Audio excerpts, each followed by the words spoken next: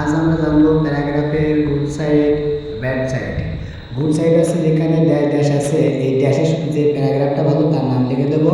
Bad side আছে যে প্যারাগ্রাফটা খারাপ তার নাম লিখে দেবো ড্যাশ ড্যাশের মধ্যে, আর বাকি সব ঠিক থাকবে।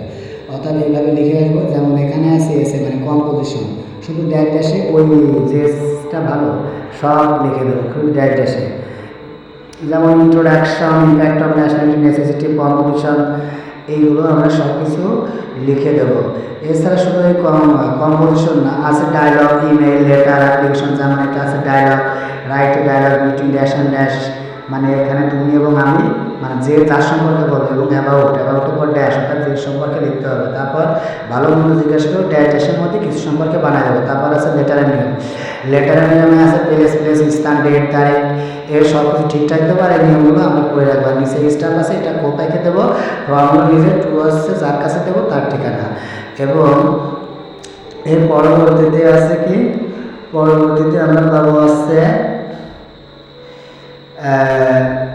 পরবর্তী ধাপ আছে যেটা, সেটা আছে আমরা কি পাচ্ছি অ্যাপ্লিকেশনের ডেট আছে তারিখ। তাছাড়া the headmaster Kolkata high school শ্রীবাংলা, অর্থাৎ এখানে স্থানটা পরিবর্তন হবে, প্রশ্নপত্র দেওয়া থাকবে। প্রেয়ার পরে ড্যাশ, যে সম্পর্কে লিখতে হবে। তারপরে মূলত এই নিয়মটা করবো, ড্যাশ ড্যাশ যেখানে আছে ওখানে ওই সম্পর্কে লিখবো। দেওয়ার পর ইস্যু এখানে লিখবো। এরপরে আমরা দেখছি ক্যারিকুলাম বেড, ভিলেজ, পোস্ট অফ থানা, ডিস্ট্রিক্ট, মোবাইল।